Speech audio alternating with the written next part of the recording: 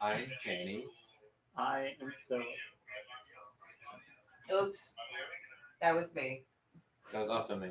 That was me. I'm a horrible person. Wow, you guys We- forgot to silence your We are phones. just right out of the technical difficulties. It wouldn't be a Dondero stream if it was otherwise. Mm-hmm. So what we are here to talk about is Magic: The Gathering, and really just the domination it has in the world of collectible card games, living card games, trading card games, whatever you want. Magic has got Not really whatever.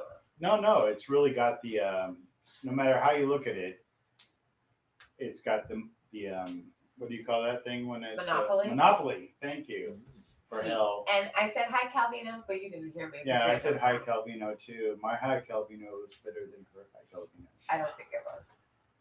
But this is Chaney and Philip, and they introduced themselves, but they are Magic players extraordinaire. In fact, last time I was in the tournament, they both kicked my Wasn't my fault. But- Tojes. Wasn't that long You're ago? looking- But they are really good players. I mean, superb players. I mean, like you've won tournaments and stuff like that, haven't you guys? Not one. I got up there in the ranks, but I think Phil has actually won a few tournaments, haven't you? Yeah, just a couple at my local scene at the Comic Mon store. All right. So and I've never they won a tournament. they definitely are fixtures at our local comic book Mon store, store. which is the Game Realm, which produces the wonderful gaming that you had at ConCarolinas. So we thank you for that, and they're representatives from that area, from that store, and they're here to kind of give us some insight as to why this Magic: The Gathering has taken everybody's Why money. is it so good? Why is everybody? Why is it good? I mean, that's a good But question to before start. we do that, Okay. how before long we have do you that. been playing? Ooh. Oh, well, I know the answer off the top of my head for that one, unlike my associate here. You go first, Yeah. and he'll do the math. I've been playing since the 7th grade, and now I am going to be a college freshman. So doing the math It's been there, a while. yeah, It's like 5 years or so. Plus or yeah, minus. Around Six. 6 years, haven't about it? 6 years. I started off with Yu-Gi-Oh, but Quickly graduated to the real thing. yeah, Although I hear Yu-Gi-Oh is a great game. yeah, not to like bash Yu-Gi-Oh or anything, but it's different than Magic. I don't know. I like the community of Magic a lot more than Yeah. the community for Yu-Gi-Oh. What's the difference, do you think? More people. I would say more people, to be honest. I'm also like have the same origin story as Phil, where I'm definitely transferred from Yu-Gi-Oh. Although I don't, Phil, you didn't play with any friends at school with Yu-Gi-Oh cards, did you? By any chance? I did not. I did. PE class, hiding somewhere with people playing Playing Yu-Gi-Oh. Yu-Gi-Oh. But I think another Yeah. reason, the wide amount of formats that Magic has to offer compared to Yu-Gi-Oh or the likes of that, where Yu-Gi-Oh only has one or two key formats, GOAT and then regular. Magic has Commander, Legacy, Modern, Standard, Pioneer, and vintage. Vintage, which no one plays, but Which is it's me. still worth I'm mentioning. vintage. But yeah, the different formats are another like key portion. Keeps it kind of fresh. Yeah, Because, I mean, I don't know about you, but like, you might be like legacy for a little bit, but then go to modern or go to, or your flavor of the year will be like commander or whatever. It kind of just fluctuates with the ebb and flow of really what everybody else is playing, don't you think? yeah, I've definitely drifted in and out of Modern, but usually I've stayed within Commander, which is where I actually started playing Magic. I think it depends on the game store, because I know when I first started, it was a mixture of modern, commander, and standard for the longest time. And then after COVID hit, I think we exclusively like play commander and like some modern happens. Well, last time I was in the comic book store and bought like a commander deck, right? and started playing that, they had just taken like standard, I guess, and totally like revamped it, like took out a bunch of cards. What do they call that when It's the they cycle? rotation. Yeah, the rotation. Like they rotate cards out, right? Mhm. So, what would be the point of like buying a bunch of cards if they're just going to get rotated out? Well, that's the thing about standard is that those cards can end up going into other formats, but these other formats hardly ever see a whole lot of change that impacts them from new standard sets. Oh. I mean, just this year, not this year, last year actually, maybe not even last year. Throne of Eldraine was a Magic set that just completely changed a bunch of different formats. It had cards like Veil of Summer, Once Upon a Time. They were just powerhouses in all of the formats they were in. Mm. And Once Upon a Time actually ended up getting banned out of the couple. So with newer standard sets, we're actually getting cards that see play in other formats, which I think is a pretty great That's thing. cool. It's also to keep the, if we're still talking about standard, it's also just to keep the format fresh. So when rotation happens, right up until rotation happens, I'm not sure if there's like a big tournament or don't they do like a championship close to the end of standard Yeah, store championships when they do the rotate, where you have like 7 total sets of cards you can play with, and then rotation happens, you're just cut down to 3 or 4 sets. It also, where am I going to go with this? I'm so bad at talking. I think I'm done with that. Yeah. Yeah. So adding on to what Cheney was saying, a lot of the sets that come out around the same time will end up supporting each other. Like with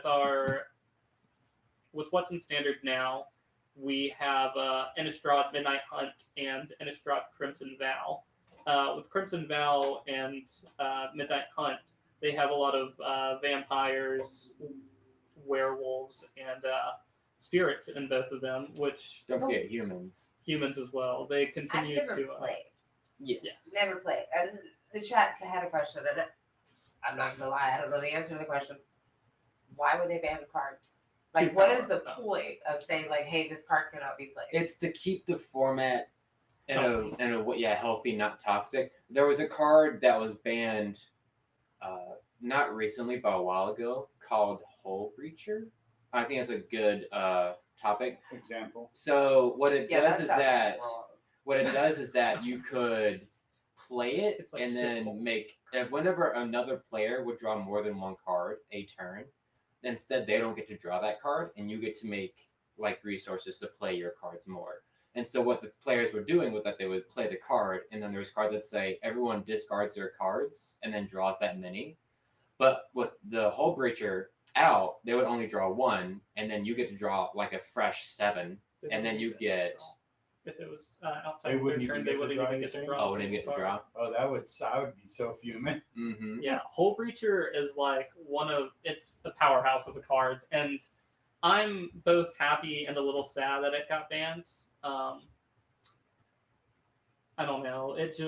I understand why they banned it, but I like playing pirates, and So pirates don't have a whole lot of. is it just something like they put a card out and then through gameplay they find out? Yeah. Because you guys are the ones testing it when you play, So right? we Yeah, actually they don't do test have- them. they do have Well, when not they were. testing them, but as people play with them, they see how they play with other cards in your hand. Right. Yes, I think with what Build Wizards combos. did is that they look at each format, because Commander's not a Wizard run format. It's a format made by the players themselves. And Wizards Commander just is? yes, Okay. Commander does it himself. And then the players just don't like officially make the ban list, but they basically make the ban list. And so what Wizards look at is say, it's like, okay, how broken is this going to be? Modern, Vintage, Standard, Pioneer, et cetera, the other Right. formats. And so when Hull Breacher was released, it wasn't seeing like that awful storm as it would see in Commander, because there's just so fewer cards in those formats that could abuse it the way Commander could. Well, why don't we explain what Commander Great is? Big Bear. Right? Don't feel Well, bad. Don't can I feel bad. actually, Play that Hull Breacher. Add on to the conversation real Yeah. fast Yeah. before we move on. For sure. So in rare cases, there's some cards that end up getting banned due to time restrictions in tournaments. So the one that I can think of off the top of my head is Sensei's Divining Top is banned in Modern. So Sensei's Top is this card where you can pay 1 mana, look at the top 3 cards of your library, and then rearrange them. So the reason that this card got banned in Modern is because it would often make games go over their certified time Took limit. too long to Yeah. look through the cards you Took wanted, Took too right? long. Yeah, took too long to try to resolve and figure out what you needed and what specific order. There are just some cases where cards get banned for different reasons than just unfun patterns. Sometimes they're too consistent. Other times they go into basically every deck. I was just about to say that any deck that ran green blue when Throne of Eldraine came out played Uro? Yeah, The Titan? Uro Titan. Hi, Nature's Wrath. Buzz. That and Oko Thief of Crowns. Oko, yeah. Another really powerful one that was in Modern for a long time was Luris of the Dream Den. Modern decks would just get built for the sole purpose of running it. So Luris had this thing called Companion, which basically, going into Commander, it essentially let your sideboard have an extra creature in it that you could pay 3 mana to put into your hand at any moment. And so Companion, they also had certain stipulations that you had to go with. For Luris, you had to have no permanents with mana value 3 or greater in your deck. And so it was really easy for Modern to fit that criteria. Right. Does he Especially need- because you're building the deck, so you know that you're not going to put anything over that many mana. Mhm. Yeah. Yeah, I do think we need to slow down a bit. I think one of our podcasters is getting a little. No, I'm just soaking it all in because, like I said, I have never played. Mhm. I have played Legends in 5 Rings, though, which is similar in the play style. Knowing what I know of the 2 games, I prefer it because Me too. everybody has the same cards. Mhm.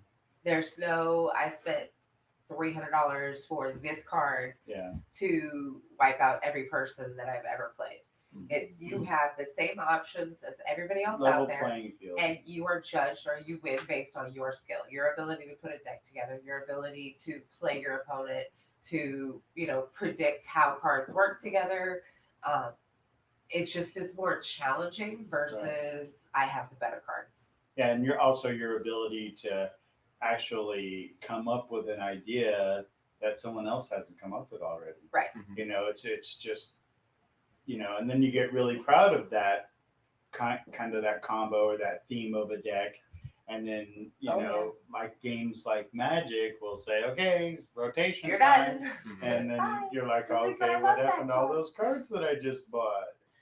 And now with this, I think we can get into what exactly Commander is. Yes. So Commander is this format where you select a legendary creature or a planeswalker that you can run in your command zone, which is basically an 8th card to your hand. Well, don't mislead them. Well, you can only run planeswalkers that have the little subtext that this card can be your commander. That's true. Some planeswalkers are only able to do that if they have that little text on them. Yes. Grist, the Hunger Tide, I think that's its name, is another small exception because it has a line of text that said as long as this card isn't on the battlefield, it's considered a 1/1 creature. Mhm. It's a really odd card that came out with Modern Horizons 2. And so you can only run cards in your 99 that share a color with your commander. So blue, green, black, red, white. Yes. Yeah. If you have a blue-green legendary creature for your command, you can only run blue-green for that entire 99. You can also only have a single copy of each card besides basic land cards because those are needed for everything. Right. So you have up to 90 or 99 cards, right? Or you have to have 99. Yeah, your deck is 99, and then you have your commander acting as a 100th card. Yes. Okay. Then there's the mechanic partner, which allows you to select 2 if both of them have partner. So your deck becomes 98 cards, and your command two zone partners. consists of 2 cards. So let me ask you this. When you're playing Commander, do you play head-to-head? Or, I mean, I think I've seen multiple people playing a Commander game? Yeah. So Commander exists. You can run 1v1. You can do a pot of 4, pot of 3, pot of however many you really want. Like you could do a pot of 2,000 if you have 2,000 people wanting to sit down and play. We don't recommend that. We don't recommend I it. think that would get a little chaotic, but that is one thing that kind of has a benefit over Legends of Fire Rings. I know they were talking about trying to get, They did. you know, they finally did. Yeah, the Okay. multiplayer Yeah. rules, which makes it, nice when it's just, when you're outside of the arena of a tournament kind of a thing, and you have a group of people that want to get together and play. Having a multiplayer option is, kind of makes or breaks a game sometimes. So, I also wanted to ask you about the annoying people, and they're out there. And they're the ones, and Cheney might even be one of them. I don't know. Probably. Describe annoying to I'm you talking and about the then people we'll go that through Your play definition. those infinite things where you get in. it. You mean Phil, don't you? Oh yeah. Okay. Although I wasn't name calling you besides you. No, I will have to say I did recently add an infinite to my deck. I think 2 or 3 days ago. No, for the longest time I hated infinite. Although I'm doing it for the sole reason just to get this one card to work, and I have no way to get the cards into my hand. So it's really if I draw it, then I'm gonna do it. But if I don't draw it, then it's okay, I'll just keep playing normally. Okay, so explain to our audience what that means, like an infinite kind of a loophole thing that you guys have Loopholes. found in I like Commander. loopholes. What is the official ruling on this? It's a game state where you can repeat an action any amount of time. Is that basically it? So there are different types of infinite. There's true infinite, which would end the game in a draw if it didn't have any disruption. Yeah. Mm-hmm. So a good example of this consists of a card called Polyraptor and some sort of other dinosaur that deals damage whenever another dino enters. Mm-hmm. So what happens here is that Polyraptor says whenever it's dealt damage, make a token copy of it. So you just end up making infinite token copies, and if nobody has a way to remove either of the two creatures, the game will end in a draw because the action will continue to repeat itself. Mm-hmm. That is a true infinite. And then the finite infinite, as I will refer to it, is a game state or action that can be repeated a number of times without requiring any extra steps. There's like an infinite loop of damage. Yeah, or there's a simple. The one I added was involving a new card from the Streets of New Capenna called. It's a card that says whenever you equip it to a creature, if the creature has counters on it, give the creature +1/+1 for that many number of counters. Lexi or Giada's gift. Yes, and it combos with a creature called Devoted Druid, where you can tap it for mana, and then you can put a -1/-1 counter on it to untap it. And so you could just tap it, put a counter on it to untap it, and then just keep going on. Because the equipment would see there's getting counters on here. We're just going to keep pumping up this creature because it's not seeing it die or anything. Yeah, so the equipment essentially counteracts the negative clause of trying to untap your creature. Mm-hmm. Okay. So I mean, you kind of have to be a smart person to play this freaking game. Yeah, No wonder I don't play. There are a ton of combos, and that's a simple combo. I've seen a combo where players play 8 cards. Oh yeah. To make See, that's what infinite bird I would do tokens that all the and time. then try to win. The easiest combos to do are just two combos or three card combos. There is a card that combos within itself. It's one of the few cards that does it. It's called Basalt Monolith. It taps for 3 mana, and then you can pay 3 mana to untap it. So this doesn't really do anything except give you infinite taps and untaps. You could hold the game state is what you could basically do. But then if you were in a tournament situation, you could get called for stalling time. Oh yeah. And they would probably just tell you to move on. Yeah. But I a think way they to even had that card. It's a green creature, right? No, it's a colorless artifact. yeah, based on Uh, monolith can go into any deck. Oh, monolith meat. I was thinking of basilisk, something basilisk. But anyway, go Very ahead. good. Yeah. And so There's, lots of there cards. has been Lots of cards. there have been lots of ways to end up breaking this card. The most popular one is Kinnan. Kinnan allows you to add an additional mana whenever you tap something for mana. So you end up making 4 mana, and then you pay 3 to untap the monolith. So you always have a constant Yeah. supply of one. You net 1 every time. Pretty And neat. so the best combos are the ones where you have a piece in the command zone. So one of these is Malcolm. I thought you were going to talk about Thrasios for a second. Thrasios is an It's like a outlet. different language. Thrasios is an outlet to infinite mana. So Thrasios isn't exactly the combo piece. He's just how you get rewarded for having the combo. Right. So we are like deep in this rabbit hole. And so both of you guys started, like you swapped from Yu-Gi-Oh! But what made you start card games? Like what made you even start Yu-Gi-Oh? Like I know you swap. I know why you swapped. I Is it started just, like, Yu-Gi-Oh! my friends because were my, doing it? my oldest Yeah. sister brought home a tin box of Yu-Gi-Oh! That like Elemental Hero Yu-Gi-Oh! Set from Yu-Gi-Oh! GX. I think it was like season 4 after, I want to say like not Battle City Tournament Yu-Gi-Oh! But after like Cyberverse series Yu-Gi-Oh! And she brought home Cyberverse was after. Battle Not City. to correct you. Right? What I You know. no, he didn't correct me. He corrected No, himself. Cyberverse was after like the Elemental Heroes. No, that's Yu-Gi-Oh!'s 5D. Okay, you're probably right. God. I have no idea what they're But she talking brought him a metal tin with like oh yeah, I know a what lot you're of talking cards, Oh yeah. and me and her just went back to back. Just And this was in started an elementary school for me. So I Yeah. But what made me switch to Magic was just me coming over to the Monster one day Oh. with a friend in college. Andrew, Like, hey, do you want to play Magic? And we've been playing Magic at like college. He let me borrow a Sliver deck, which you don't want to hear at any local game store. And I was like, okay, this seems kind of fun. So I started Magic when I officially started Magic when I bought the first my first deck at the Monster. Chat Okay, actually so- has a good We have question a right Go question. now. ahead. So chat is asking, what would you suggest for someone who wants to start playing?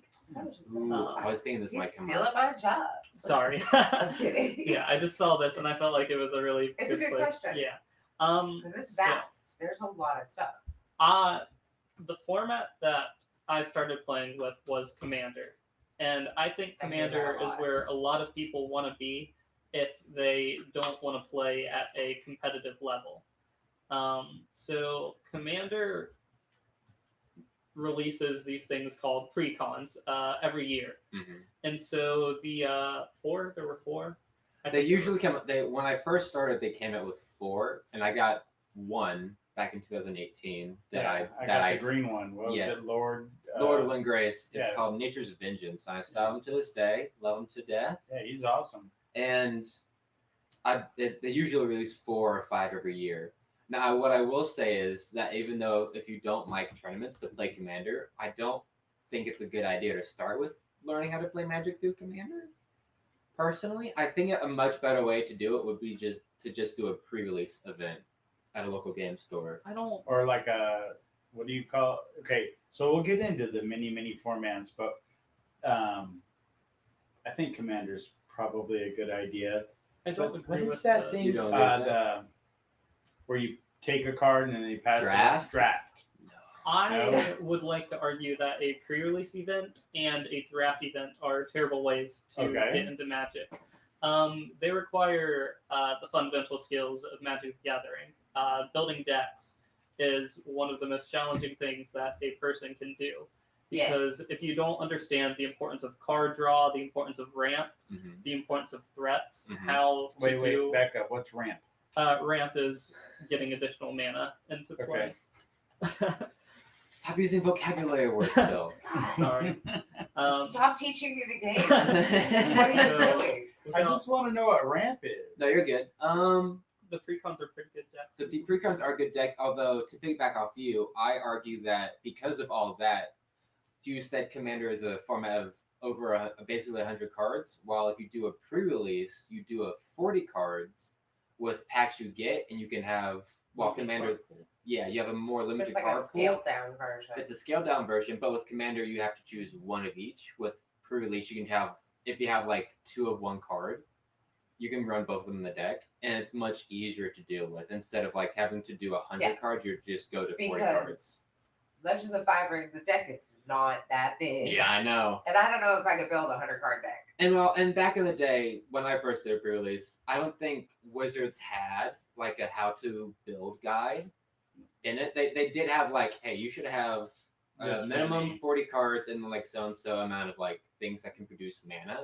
But now I think they have like, oh, these 2 colors are like good synergies for building this deck, and then these 2 colors are good synergies to build that deck, and so on. Yeah. So before, what you used to have to like noodle out yourself, they're actually giving you a heads up or I a head believe start. so. I haven't been to a pre-release in a year. I kind of feel like at least that information's out there where it hasn't been in the past, especially when I started playing Magic. Oh yeah, because compared to when you started playing, there's YouTube, there's people streaming games, there's people talking about building a deck. I mean, you can put in a tutorial and it's like right at your fingertips. And while I'm not trying to bash you, Phil, I did learn how to play Magic through Commander. I just personally think learning through a pre-release would have been better for me. Oh yeah, I don't think that learning through Commander is the best way to do it either. I think tabletop Magic is where it's at. If you have a friend who already has decks made and doesn't have like any additional rules for you to learn, tabletop Magic is where. No, we're good. We're fine. Everything's fine. Everything's fine. Don't panic. Tabletop Magic is where a person should begin. Like somebody came to the Mon store and they just had this deck that didn't belong in any format, and they had multiple, and I was like, sure, I'll join this. This seems like a cool thing to go with. And it was pretty nice. Like, if you just have somebody that can hand you a 60-card deck and tell you, hey, here are the rules, let me guide you through this, then it's probably a good way to start. You mean a nice guy. Yeah, give us a nice guy. Yeah, there's some vicious competition, like some people that are uber competitive. Just in the few tournaments that I played, there's some good sports and there's some bad sports. Let's get into the economics of this. Like, how much have you spent? Like ballpark. You want to go first? You want me to go first? Or did you break the college? Bear, I want to know how much you've spent. Yeah, I can put in the chat there. I can go first. Right. So I don't have an exact price. Just ballpark. Well, the thing is, it's very difficult because a lot of the economy is trading cards in to get cards that you need. Sure. Oh, the secondary market. We'll get into that in a second. I know that price-wise, I've started ordering cards offline over the past couple years. Terrible idea. Not because like interactions, it's just terrible for your wallet. But I'm a woman. I online shop. Yeah. I do want to say that buying singles is a lot better than buying boxes or packs. Oh, I can imagine. And just crossing your fingers. Yeah. Right. Speaking. Okay. So buying boxes. This is where I've like 1,000 junk cards. You would be the person that gets super disappointed when you buy a box for this one thing and don't get it. I was talked into buying a lot of Magic product back with the release of the first Commander Legends. We had this friend, Billy Jackson. Yeah. Billy goaded you into buying Commander Legends. Billy, did you say goat? Goaded. Billy owes us a goat. But Billy, rest in peace, Billy. Rest in peace, Billy. But Billy talked me into buying so much Commander Legends product, and I went to less in my savings account than I had going in. Let me just put that out there. But yeah, I spent a lot. A lot. Yeah. I think I come with almost an exact number. Hold on. I actually have. Oh, he's got it. There's a nice app called TCG Player where you trade cards in, and on the app it lets you scan in cards and like there's different parts where you can like scan in. So you have And like then a collection. value.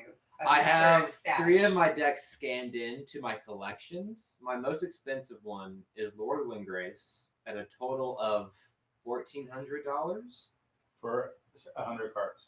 for 100 cards. Yes. Jeez. Granted, this is my very first deck over the course of 4 years of playing Magic the Gathering. It's my baby, and I love just putting stuff into it. So like actual cash wise, I believe I've pumped in maybe 3,500 over 3,500 to 6,000 is where I'm gonna like put my price That's range why I over don't the play. course. Yeah. I probably spend 3 times that much, Phil. But I had a job more longer than you have, so I think that's basically the reason for it. You had spending. Money was burning a hole in your pocket. Bear, you have not answered the question. Are you calculator? Are you doing it? I need this answer, Bear. What happened? Great Big Bear. Oh, He okay. plays. All right. So that's on average. Well, obviously you know how to do math. $14 a card on Well, average. On average, If yeah. it's $1,400 and you have 100 cards, Oh, I yeah. mean, and I that's cheated. that's but if all the cards are $14 a piece. On average. Right. Yes. some of them may be $1, and then you may have yeah, one that's you $100. might have a See, $300 that's card. another reason. Like I can't get into Magic. Like just the cost factor. So I'm gonna say it's something that's gonna upset a lot of people right Probably. now. Mm. All right. Not me, but Store yeah. owners, if you're listening to this, stop. Career. Yeah. Proxying. Okay. Oh. Proxying is Alright, what's a proxying? Magic player's best friend. So it's like a fake card. It's not a real thing. So say like you have like a card that you want, but you And you can't want- afford, And you want to test and it. you want to test it. You would make a proxy of it, and then you would just slide into Like it. I just printed out on computer paper proxy. No, I'm just kidding. You I'm just write it with a Sharpie, and as long as it's sleeved, right? That's yes and yes. It's preferable that you don't do what Bronner just said with a Sharpie. Why? Most people are going. A lot of people are going It's to be okay, Shane. very It's okay. with the with just slipping a piece of paper in. Like Mhm. as your opponent, I would be much more okay with somebody printing a card out and putting it on a little card and slipping it into a sleeve. Well, if you just, I don't know how your handwriting is. Don't write cards. I know this for a fact. Yeah, that I got Wow, I got most yelled at 2 weeks ago Guys because of have that. crappy handwriting. He's pretty good. I'm not gonna lie. Okay, all right. I know that mine's not great, and Mine's Right. also not good. I've been I where could never be a doctor. So it just makes it easier for you to recognize if you're Yeah. playing against somebody. yeah, Yes. like that's why I suggest like the printing thing. But I know a lot of stores have policies against proxying, which is fair if you're in a tournament setting. Oh, yeah, like absolutely. even like casual play, they have like That's just a talk with the table at that point for casual play. Like, hey, I have some proxies of these cards. Just is that okay? Yeah. Most of the time now, people are just be like, oh yeah, that's But fine. you can't just like print a whole deck. You can. It's not smiled upon. I think. So Oh, Now Bear responds, Great Big Bear. How much? I want to know, and I will hound you. can you put someone Oh. else's deck? Yeah, I'm you still can put waiting for someone his else's response. deck. So for how much we sort of talked about this earlier with the precons. So the precons are pre-constructed decks that Wizards of the Coast release every so often. They gotten better about it because they're recognizing that Commander is a much more growing format in the recent years, and so they put these like 100 card decks together and they just officially sell them. Most of the time when they first release, they cost around $40, $50. Although if they're like good cards later on, then the secondary market just drives up the price at local Right. game stores to around like 60 or 70 or something like that. So I actually know the answer to Sean's question because I am a frequent flyer at the Mon store. I don't play, but it just depends on the people. If you walk into a store and you're like, hey, I want to play, I don't know what I'm doing. A lot of Magic players are some of the nicest people in the world, and teaching you is like going to be the highlight of their day. So yeah, they're more than happy to be like, here's a deck, let's teach you how to play. And GBB, we were discussing how much in total have you put into Magic. These guys gave us their figures, and I want to know yours. I do want to say I've been playing a lot of Magic online Arena, recently. or is that? No, I've been actually on Discord and using something called Spell Table, which allows for online play with Magic through webcam. And so I like the thing that drew me to Commander. Powerful cards. Okay, so That's like my Scorpion there's deck. an extension onto Commander, which is called CEDH, Competitive Elder Dragon Highlander. Elder Dragon Highlander. I Was didn't know the you were going original to talk name. about CDH. I don't know. That's just. Anyways, so CDH. Okay, I'm okay with parts as long as yeah, like nobody should play Black Lotus in Commander because it's banned. First of all. So, anyways, what drew me to CDH? Powerful cards, and so the most powerful cards and the most powerful formats are expensive. Okay, and so that is why I am a huge fan of proxying, because a lot of them are also okay with proxying, because nobody wants to drop like $500 on a single card. I mean, yeah, people do it, and like I would probably do it if I had spare money. But He's like, Dramas. I'm a huge fan of proxying because you get to play powerful cards. You get to play the format the way you want to. And that's probably where the most important thing is, being able to play how you want. Just find a pod that's okay with what you want to do and make sure they're okay with it. So, okay. Back when I played, you would get maybe once a year, twice a year, some cards come out, and a lot of like booster packs or not like crazy amounts that seem to be. It seems like they're having a pre-release every month kind of thing. It's definitely gotten more popular. At the very Yeah. least. Yeah. What do you go ahead? I think they need to slow down. Wizards of the Coast has been giving us too much product. they're flooding the market, really. Yeah. To be fair, they do hold an event at the end of every year to showcase the next sets that are in the following year. So they tell us like in advance, like, hey, we're doing these sets around these time periods. Right. So get ready for it. But I do agree with what you're saying, yes. It's become a lot harder to keep up with recently because, like, they just did Commander Legends Baldur's Gate, and now in about a week or so, they're going to be releasing second Double Masters set. Oh, and even like they're going to start showing preview cards for Dominaria United soon, Yeah. aren't they?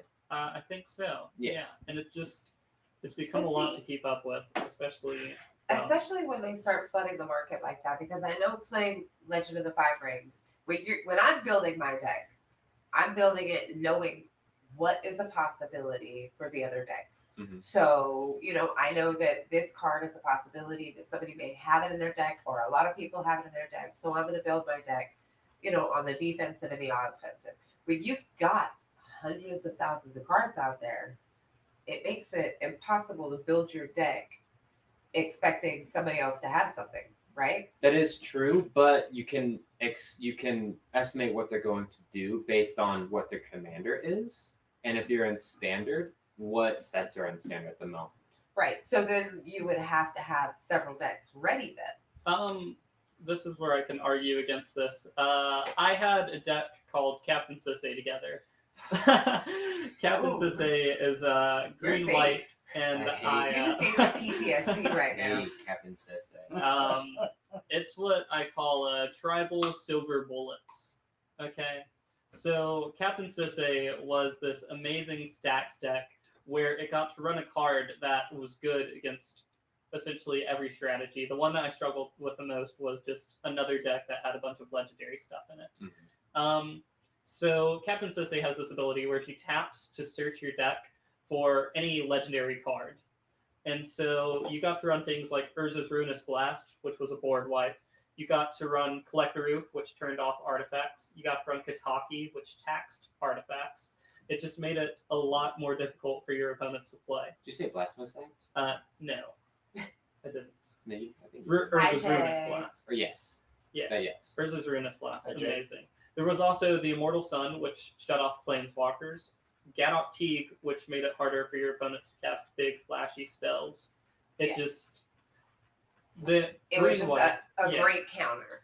If you're looking for a deck that can essentially counter anything, build something white. White is arguably Magic's best color at preventative stacks. But it's not all about that though. See, I had the perfect balance of defense, offense, and like just able, because there are less cards. You know, I know what they can choose from, and same with the commander. You know, if they choose the Scorpion clan or the Unicorn clan, I know the options that they have. So, you know, I can put 42 cards together easier than I could put 100 cards together. Yes. But it's still just as complex. But you don't have mana in. You have fate. You have. Yeah, but I'm just saying that you're saying you're only using 42 cards, but if you add, you know, mana and, you know, artifacts in, then all of a sudden you got 60 cards, which is what a Magic deck is, right? And 100 cards, which is Commander, because they use, you know, mana to Right, but you also use fate. have energy. So Yes. Yeah, but it's not a card. it's not a card, but My thing. What did Comic Monster say about? They were agreeing. They were agreeing with what we were saying They earlier agree. about The releases. Wizards releasing sets too fast.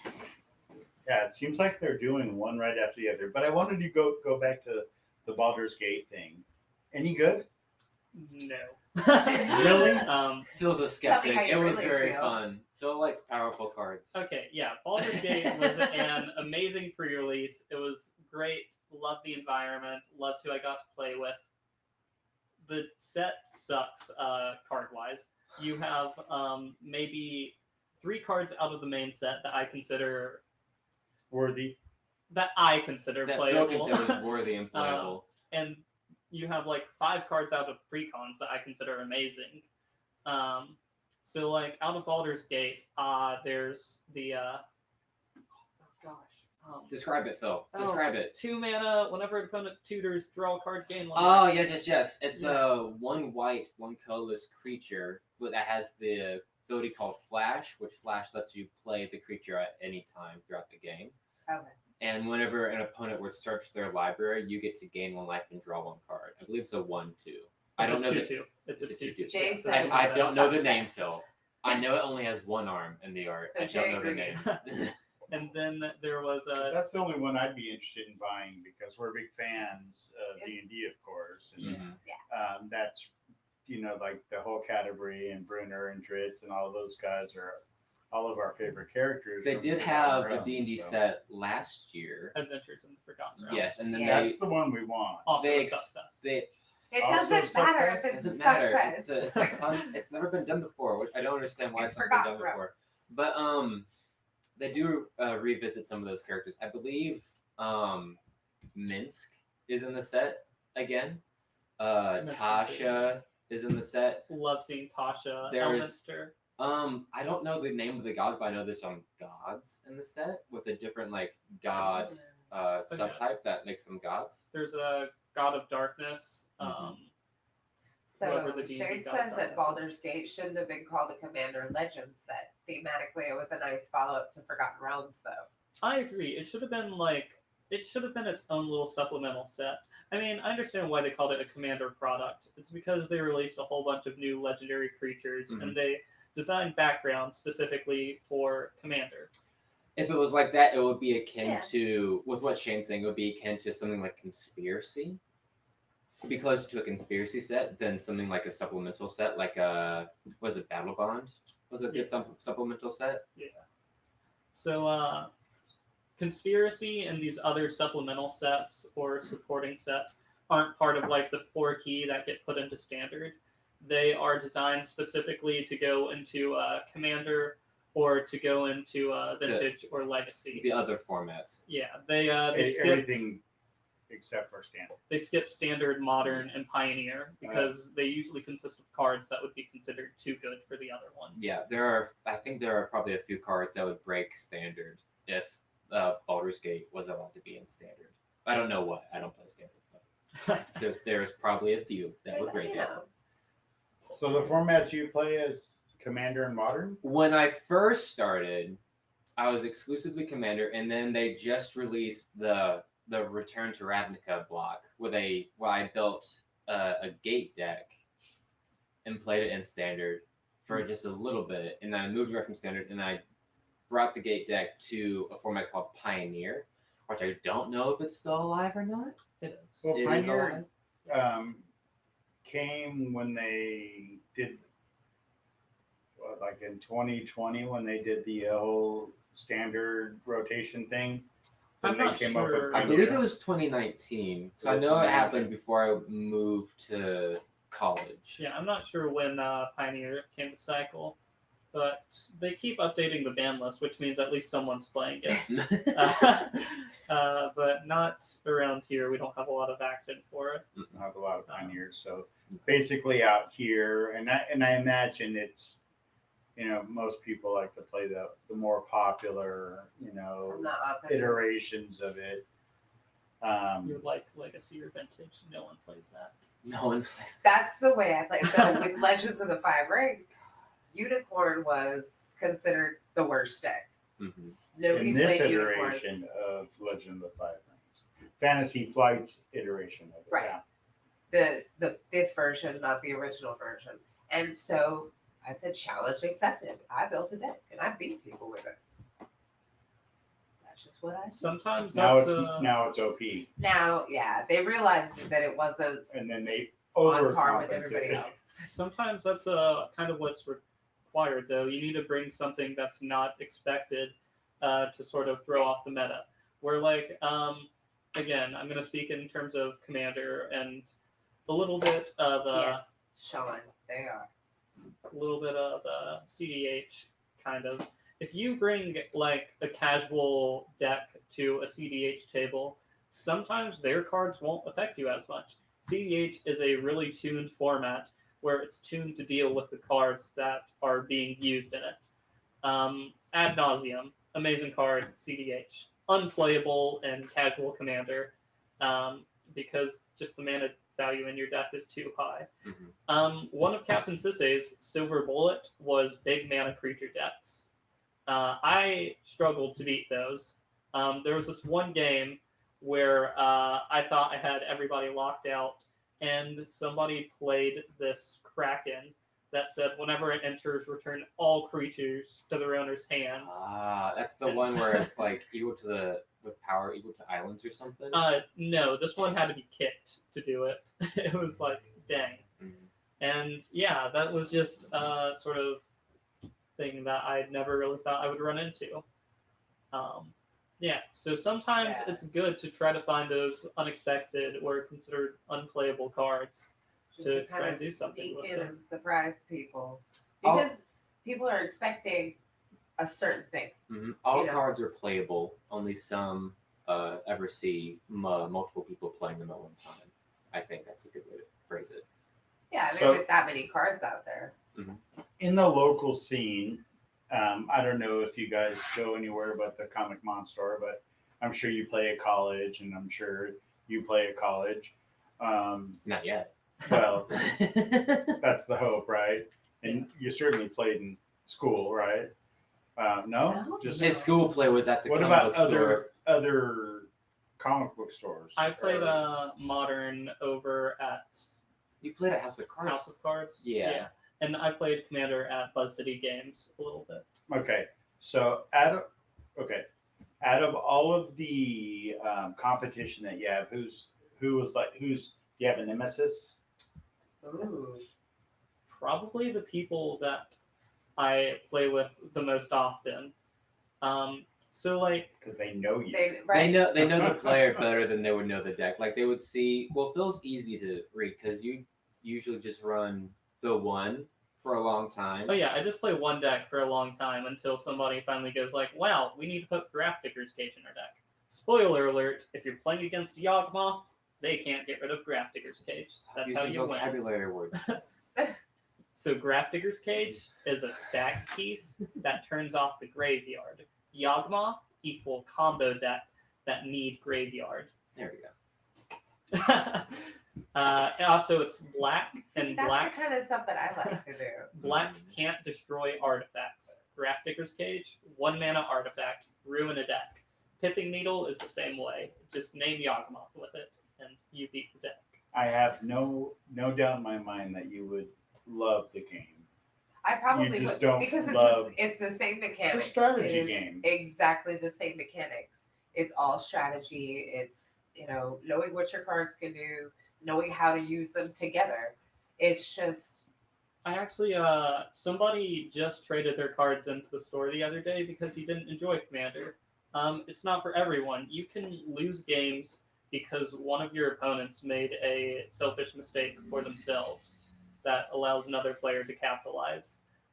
That's Or just a personally stupid like mistake. one of Right. that's An accidental. Right. Spite play, you mean? no, not even spite plays. Like Sometimes there is that. Yes, so mostly spite play. in the big CEH tournament called Marchesa, Yes. somebody used this card called Abrupt Decay and got rid of something that shouldn't have been destroyed. And because this thing got destroyed, one player got to win instead of the player who cast the Abrupt Decay. Mhm. And this was like one of the biggest upsets of that tournament because this was the final round where this one deck had been undefeated for the whole time. And it got to win just because of somebody else's mistake. Huh. Yeah, it's worst way to lose a game is when somebody else plays poorly. I want to win a game. I don't want the other guy to lose. Yeah.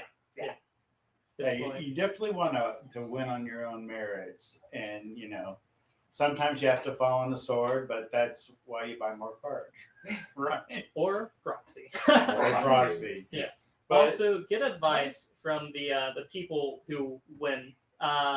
A lot of people are That's a going to good be idea. a little bit Yeah. more than happy to try to help you figure something out that could ruin their strategy. Like what I just told you guys. Grafdigger's Cage, Pithing Needle. I lose the game. I think just getting advice from anyone in the store Oh, yeah. in general is good. Not necessarily by the people who win, because sometimes the people who have fun in the end always win better. That's than true that. too. A lot of people play for fun. Cheney's the person here who will play a deck more for fun, where I try to have a little bit of both. Where You're a tryhard, Phil. Just admit it. You're a Doesn't tryhard. count. You like I to win. have more fun with the people I play with than I do playing the game. I guess that's the better way. Calvino, I'm too competitive. I want to win because I was better, not because the other guy was worse or he made a mistake. That's another thing. Like a Magic player's greatest enemies. Cheney and I started talking about this the other day. Themselves, all right, Oh, yeah. and money. Yeah, but it doesn't even have to be that way. Now, it will probably evolve into that, but I've seen someone take like a box of 1,000 cards and set it out, in front of 4 people and say, okay, everybody make a deck. The best decks Magic. are Yeah. cards that no one has heard of and are like less than 50 cents. Because then you could just play it. Everyone's like, what the heck is that card? And you know what they And no one knows how to deal with it. It's I the love funniest thing. You I'm know what such they a used to chaotic do? player. They used to do in Magic, and which was, I thought, the best dynamic of the game. And when they stopped doing this, I stopped being interested. Is that you actually played for an ante? Like an ante was a random draw. I know out of ante. the deck. Ante is fun. It's so much fun, right? I think all the anti cards in Commander are banned. But if we unbanned the anti cards, there'll be so many playable cards in Commander at that point. I just love the fact that like you actually cut each other's deck, and then like the card that you cut is the card that you're playing for. Mm-hmm. So There's a spell. It could be a mountain versus something I really forget saucy. the name of the spell, but it's 1 black mana, so it costs 1 to play, which is like you can play on turn 1. You draw 7 cards, but then you ante 1. Wow. It's a real card. But you can only play Audience, it in a what's the format card? that accepts that it lets you play ante. Let's let the audience help us out. All right. So that's kind of Magic in a nutshell. I think it. A big nutshell. There's Big a lot nutshell. to it. I could continue going on. Yeah, for I really hours. think it Can we determines continue? a This is sequel fun. or or we'll have you guys back again so that we can talk about it. Maybe we will actually, in the interim, teach her, like maybe give her, because I think the Mon Store has like Commander that you can borrow, like decks.